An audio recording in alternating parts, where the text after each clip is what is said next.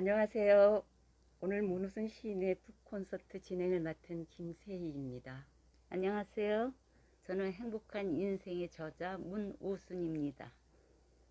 네, 첫 시집 행복한 인생 출간을 네, 축하드립니다. 네, 네, 감사합니다. 우리 코로나 방역 수칙을 잘 지키고 있습니다.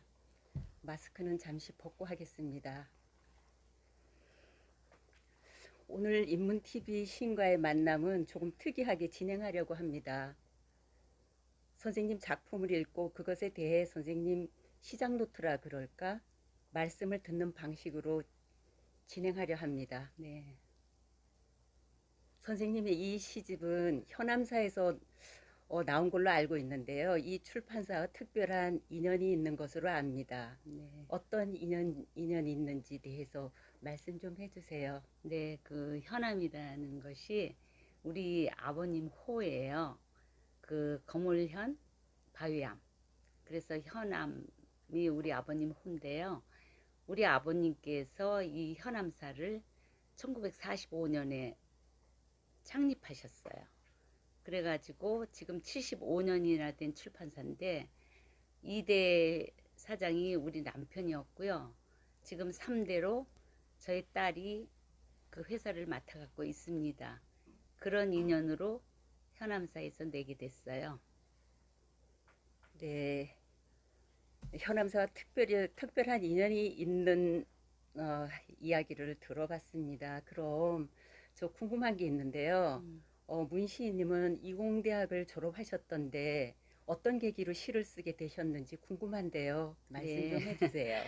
네, 제가 이렇게 지나놓고 보니까 제가 이제 이공대학 이공을 전공했지만 저한테 이제 오히려 감성 쪽에 더 가까운 것 같아요. 그런데 이제 제가 대학 갈 때만 해도 지금 같이 자기의 그 개성을 따라서 간 게 아니고 선생님께서 가라 그러면은 그런 쪽으로 갔거든요. 근데 그때 제가 대학교 갈 때는 이공대가 대세였어요. 그래갖고 이공대 중에서 그래도 생물이 가장 여성스럽다고 그래서 생물과를 갔는데 이 생물과가 완전히 학문이더라고요. 그래서 제가 거기 가서 보니까 저 적성에 그렇게 맞지를 않았어요. 그래서 이제 학교를 졸업하고 더 하지를 않고 이제 유학교 선생을 몇 년 하다가 그래서 이제 결혼을 했습니다. 그랬는데 이제 저는 형제가 3남매예요. 이제 오빠도 있고 언니도 있고 또 제가 막내인데 저희 형제들이 다 보면은 감성 쪽이더라고요. 그래서 오빠도 화가였었고 미대 교수였었고 또 언니도 또 교사였었는데 퇴임을 하고 나더니 또 미술을 해갖고 또 화가가 됐더라고요. 근데 이제 저는 그 어렸을 때부터 굉장히 책 읽기를 좋아했는데 저희들이 학교 다닐 때는 책을 구하기가 그렇게 힘이 들었어요. 그래서 이제 도서관에 가서 막 책을 내가 읽고자 하는 책을 가지러 가면 이미 누가 가져가서 또 며칠을 기다렸다가 읽고 그러면서 이제 책이 하도 귀하니까 어떤 생각을 했냐면 제가 이렇게 서점을 다니면서 아, 저 서점 하는 사람하고 결혼하면은 책을 많이 읽을 수 있겠구나. 그런 생각을 했어요. 그랬는데 어쩌다 보니까 제가 출판사 하는 집으로 결혼을 했더라고요. 그래서 이제 그 제가 못했던 그런 책 같은 거를 많이 접할 수 있었고 또 이 시를 쓰게 되지 않았나 그런 생각을 합니다. 네, 문우순 시인께서 시를 쓰게 된 계기를 들어보았습니다. 잘 들었고요. 어, 그럼 이 시집의 제목인 행복한 시를 한번 낭독하겠습니다. 오늘 시 한 네 편? 제가 읽도록 하겠습니다. 네, 시인님께서 읽으실래요? 아니요. 읽으세요. 행복한 인생. 산수 열매 붉고 은빛 억새 물결 바람에 쓸려 노을대는 하늘공원. 옛일 되짚으며 전망대에 오른다.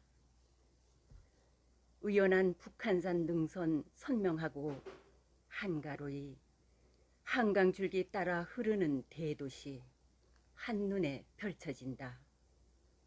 손발이 짧아 허둥댔던 지난날 저 넓은 대도시 얽히고 설킨 길을 참 많이도 걸었네. 참 많이도 울고 웃었네. 슬퍼서 울고 기뻐서 울고 그래도 웃는 날이 더 많았네.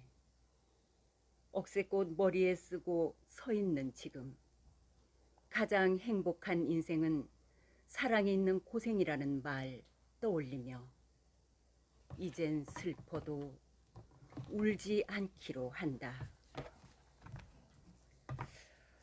시인께서는 이 시에서 가장 행복한 인생은 사랑이 있는 고생이라고 반어적 표현을 하셨는데요. 네. 그 말은 지나간 것도 되돌아보니 고생도 행복이더라. 그렇게 재생산된 사유이신가요? 네, 그런 뜻도 있어요. 네. 그리고 이제 제가 그 평생을 사는 것이 대가족에 살았어요. 그 시부모님하고 신우도 있었고 또 저희 가족이 5명이니까 5식구 또 일하는 사람 그래갖고 대가족이 살았거든요. 그러니까 더구나 또 집에서 사업을 하고 그러니까 일이 얼마나 많았겠어요.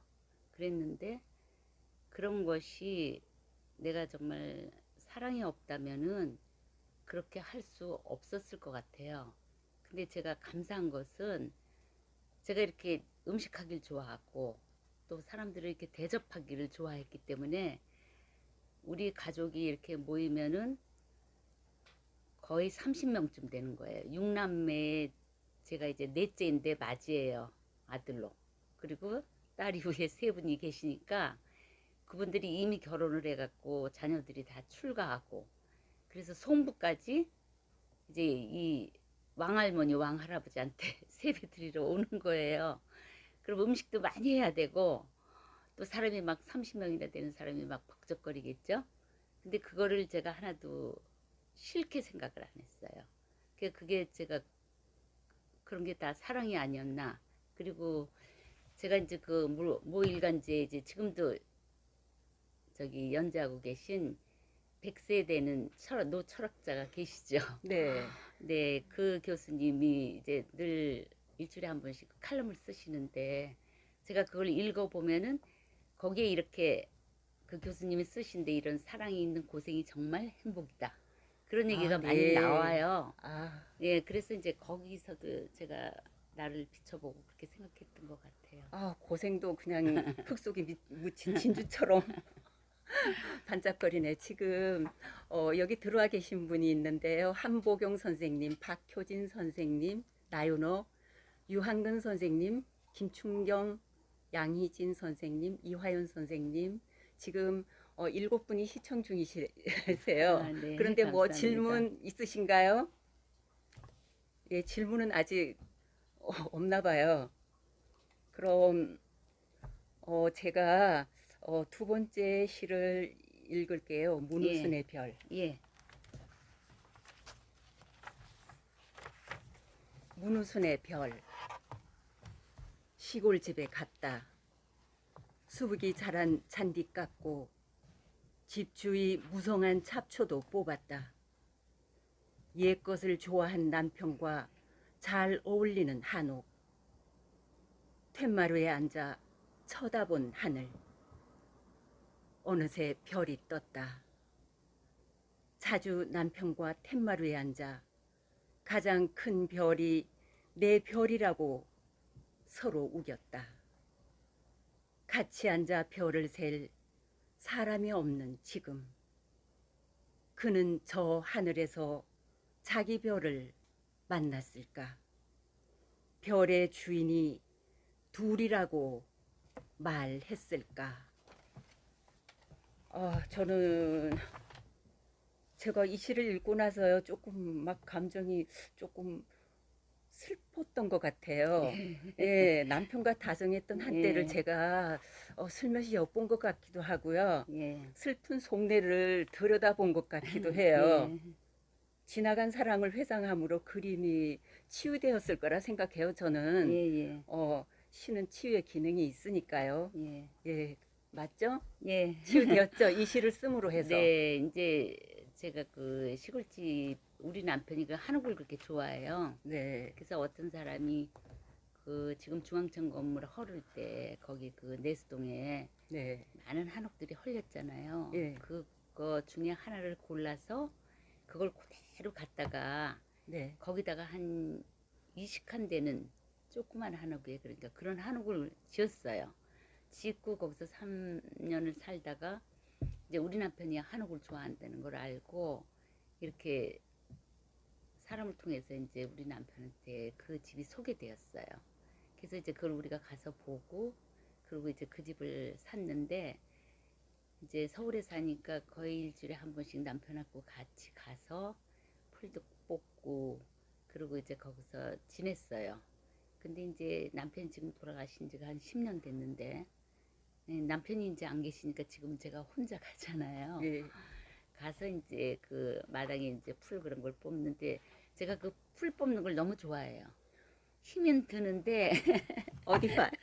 풀을 뽑고 아니, 풀 뽑는 사람들 손바닥이 왜 포렇더라고요. 좋으냐면은 지금은 이제 요새는 안 뽑으니까 예. 왜 좋으냐면은 그걸 풀을 싹 뽑아주면은 그 주위에 있는 꽃나무나 나무들이 너무 좋아하는 것 같아. 그걸 싹 뽑으면 그 나무만 드러나잖아요. 예, 풀도 말을 한다니까요. 예, 너무 이쁜 거예요. 그랬는데 이제 다 끝나고 나서 이렇게 이제 그 테마리에 걸터 앉아 있으면 시골이니까 막 별이 쏟아지죠. 그래서 그걸 보고 이제 같이 있었던 때도 있고 그래서 이제 그때 그 생각을 하고 예, 이 그래도 시를 썼어요. 이 시를 씀으로 해서 좀 치유되었죠. 네. 예, 그런 것 같아요. 예. 예, 입덧 낭독할게요. 최금여 시인에게, 선생에게. 100세의 시인이 된 시바타 도요처럼 시를 쓰라고 시창작 교수까지 소개해 주었다. 너무 잘 쓰려고도 말고 쉬운 주제부터 고르고 시를 많이 읽으라고 시집까지 골라준 시인. 노산을 기대하면서도 때론 안쓰러운지 연민의 눈빛 가득하다. 시를 쓴다는 것은 어둠 속에서 꽃을 그리는 것이라는데 시는 언제 들어설 것인가? 나는 오늘도 밤새워 입덧을 기다린다. 예, 최금여 시인이 시를 쓰는데 도움을 주신 모양이죠. 네. 입덧이라는 말 아주 절묘한 표현인 것 같아 인상적이었어요. 네. 입덧을 하고 태어난 시가 아이처럼 모두 사랑스러웠나요? 아, 그렇죠. 그 우리가 아기를 가졌을 때 그 입덧이 얼마나 힘들어요. 그리고 아기를 또 몸속에 10달 동안 갖고 있다가 또 아기를 낳을 때 너무나 힘들잖아요. 그래서 다시는 아기를 안 낳겠다고 그렇게 생각했다가도 또 아기가 크는 것을 보고 예쁘고 그럼 그건 다 잊어버리고 또 새로 아기를 낳는 것처럼 이 시가 쓰는 게 보통 일이 아니더라고요. 완전히 스트레스고. 네, 그런데 또 그게 시가 한 편이 되려면은 또 기분 좋고. 근데 이제 제가 시에 대해서는 전혀 생각을 안 했어요. 물론 문학을 좋아하고 책을 좋아했지만 시는 특별히 다른 영역에 있는 사람들이 쓰는 것이고 나는 정말 그 짧게 그런 좋은 시를 쓸 수 없다 그렇게 생각을 했는데 여기 있는 것처럼 최금여 선생님이 이제 우리 동네 사시고 저하고 이제 같은 교회 다니시는데 절 보고 자꾸만 100세를 사는데 이대로 이렇게 살면 안 된다고 시를 배우라는 거예요. 네, 그러면서 여기 있는 대로 정말 좋은 시 선생님을 소개해주고 또 저에게 또 당신이 갖고 있던 책 뭐 그런 걸 갖다 다 주고 그러면서 이걸 읽고 쓰라고. 근데 이제 제가 보니까 그 시바타 도요 제가 이제 그 시집을 사서 읽었는데 그 시들은 짧고 아주 그런데 굉장히 그 시를 읽으면 제가 마음이 편안해지고 그리고 또 시바타 도요는 100세가 가까울 때 그걸 시작을 했는데 저는 보니까 그분보다 한참 아래더라고요. 그러니까 아 나도 할 수 있겠다. 그래서 이제 쓰게 됐죠. 네, 질문 들어와 있는데요. 한번 네, 받아볼까요? 예, 박효진 선생님 질문하셨는데요. 살아오시면서 예, 행복한 일이 한 번 더 온다면 예. 어떤 일일까요? 아, 살아오면서요. 저는 알 수 있을 것 같아. 아, 그래요? 네. 글쎄, 그러면은 제가 좀 더 이런 걸 일찍 시작했겠죠. 그동안은 너무 이렇게 가정사에 빠져갖고 전혀 이거 할 생각을 하지 못했어요. 그러니까 제가 어, 항상 지금 제가 생각하는 마음이랑 똑같아요. 제가 예, 그 말을 하려고 그랬어요. 어디나 가면은 네, 제가 나이가 제일 위인 거예요. 네, 다른 사람은 그렇죠. 더 일찍 했는데 네, 그래서 내가 좀 더 일찍 했으면 이 감성이 더 살아서 더 좋은 시를 쓰지 않았을까 그래서 그런 생각을 하죠. 네. 잘 들었고요. 어, 유학년 선생님 질문이 들어와 있어요. 어, 시를 왜 쓰게 되었나요? 왜 시를 쓰나요? 시를요. 네, 이제 그 제가 맨 처음에 앞에 그 제 시인 소감을 쓴 것도 나와 있지만 네, 시를 쓰게 되면은 나를 속이고 쓸 수가 없더라고요. 네, 내 속에 있는 게 나도 모르게 다 이렇게 드러나게 돼 있더라고요. 그러니까 아까 얘기한 대로 시를 씀으로 인해서 내 안에 있던 걸 갖다가 내놓을 수 있으니까 그게 해소가 되는 것 같아서 네. 시를 쓰게 죄송합니다. 물 드세요.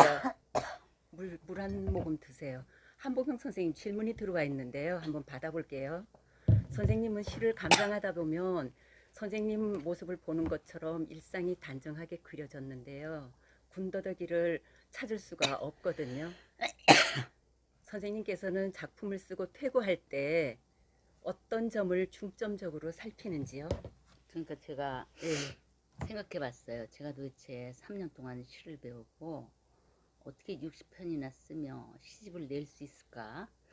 근데 제가 첫째는 선생님을 잘 만난 것 같아요. 예, 네, 지도 교수님을 잘 만나서 그 선생님이 항상 얘기할 때 뭐라 그러냐면 시는 그 다이아몬드의 한 각이라고. 네, 그 단면 한 작은 그 각인데 그거를 정말로 잘 표현을 해야지 된다. 그러니까 왜냐면 우리가 시를 쓰다 네, 보면은 주제가 여러 가지가 들어갈 때가 있잖아요. 근데 네, 절대 시는 그렇게 쓰면 안 된다는 거예요. 그리고 네, 또 선생님은 이렇게 중언부언하고 사실이 아닌 거를 극대화시키는 거를 절대 예, 막으세요. 예, 사실은 선생님께서는 그걸 참 잘 가르쳐 네, 네, 주셨네요. 사실대로 쓰되 예, 그 이제 묘사하는 방법이 여러 가지가 있잖아요. 예, 근데 지금 그렇게 김재근 선생님, 이인환 선생님, 이정희 님이 들어와 계십니다. 네, 예, 잘 들었어요. 그럼 한 편 더 읽어볼까요? 김기아난. 네, 김기아난. 멀리 호주와 뉴질랜드가 고향인 너. 거실 탁자에 고이 모셨지. 당신을 사랑한다는 꽃말처럼 별사탕 같은 작은 꽃에서 풍기는 그윽한 향기. 식구들 마음 사로잡았네. 내 향기 코끝 스칠 때마다 나는 어떤 향기 나는지 묻고 싶었지. 겸손의 향기, 용서의 향기. 늘 낮은 대로 임하라고 조용히 타이르는 것 같아. 내 마음 발갛게 물들었네. 너는 알고 있니? 내가 너를 무척 닮고 싶어 하는 걸. 예, 저는 이 김기아난이라는 난초 이름을 생전 처음 들었어요. 어떻게 생긴 난인가 인터넷에서 찾아봤더니 네, 향기가 좋은 난이라고 하네요. 네, 꽃말은 당신을 사랑한다이고요. 음, 늦깎이로 등단한 문우순 시인이지만 앞으로 김기아난 못지않은 향기를 낼 것 같은 예감이 저는 들었어요. 아유 감사합니다. 예. 아까 근데 시를 쓰게 된 동기는 아까 말씀해 주셨고, 네, 예, 시를 어떻게 쓰고 시집을 내려고 생각하셨는지 궁금하네요. 네, 그래서 네, 이제 저는 사실은 시를 그냥 공부하려고 그랬지 네. 뭐 시인이 되려고도 생각을 안 했고 또 시집을 내리라고도 생각을 안 했어요. 근데 네. 이제 선생님한테 이렇게 수업을 받다 보니까 선생님이 자꾸만 등단을 해야 된다고 네. 그래서 이제 등단을 했고 그다음에 이제 보통 이제 70이 넘으면은 지금까지 잘 살아왔다고 그래갖고 모든 주위에 있는 지인들에게 이렇게 식사 대접을 하는 거래요. 네. 그랬는데 이게 코로나 때문에 모이지를 못하니까 저희 자녀들이 엄마가 시를 그동안 쓰셨으니까 그거를 저희들이 내드리겠다고. 그래서 애 셋이 이제 지인들에게 식사 대접하는 대신 이 책을 내서 그래서 예. 드리게 됐습니다. 네, 질문 들어와 있는데요. 이화연 선생님 질문이에요. 사물을 서로 승화시켜 나가기까지 선생님의 내면적 마음은 어떠했는지 궁금한가 봐요. 예. 아니요, 제 내면 마음은 여기 다 드러나 있죠. 시에 속일래 속일 수가 없으니까. 근데 제가 걱정하는 것은 이걸 이제 시를 읽으면은 이상하게 시가 미화된 것 같아갖고 저를 너무 좋게 볼 것 같은 네. 좀 이제 그런 생각이 있더라고요. 사실은 저는 그렇지 못하고 아직도 내 속에 그런 뭐 많이 나쁜 것들이 있거든요. 네. 그럼 시에 대한 특별한 견해나 시로는 있으시면 말씀해 주세요. 저는 그냥 물론 제 시에서도 보면은 다 생활에서 느끼는 그런 거를 썼잖아요. 네. 그리고 또 이제 여기 시집에는 없지만 물론 이제 세상에 이슈가 되는 것들 예. 그런 것도 이렇게 느낌이 올 때가 있잖아요. 그래서 제가 이제 최근에 쓴 거는 그 정인이 사건을 보면서 정말 안 쓸 수가 없었어요. 아, 그래서 네. 제가 그 정인이에 대한 시를 쓴 것도 있고 또 제가 재작년에 헝가리에 갔을 때 그 우리나라 그 예, 여기 여행객들이 강에 배가 빠졌죠. 뒤집어서 거기 그 다리 밑에서 네. 정복이 됐잖아요. 근데 이제 거기를 마치 제가 가게 됐어요. 예. 근데 그때가 한 달 후인가 두 달 후인가 얼마 안 됐어요. 근데 거기에 이제 그 미로의 촛불들이 다 이렇게 놓여 있는데 너무너무 이렇게 가슴이 아프더라고요. 그래서 이제 물론 그런 시도 때에 따라서 써요. 근데 저는 이제 생활인이고 그러니까 제가 특별히 내 주위에 있는 그런 걸 보고 이제 그 중에서 이제 감동이 진한 것들 네. 그런 걸 놓고 시를 쓰게 되죠. 예. 아, 그럼 예, 홍의선님과 책일수님 들어와 계십니다. 선생님께서는 이 행복한 인생 시집 중에서 특별히 애정이 가는 시가 있으신가요? 저요. 예. 왜 있잖아요. 네, 자기가 특별히 참 아픈 손가락 같이 애정이 가는 시. 네, 다, 예. 다 그렇겠지만 저는 예. 그 엄마에 대한 엄마 네. 그 시가 저는 좀 그렇게 예, 마음에 닿아요. 여기 네, 있어요. 엄마. 읽어 주세요. 예, 엄마. 네.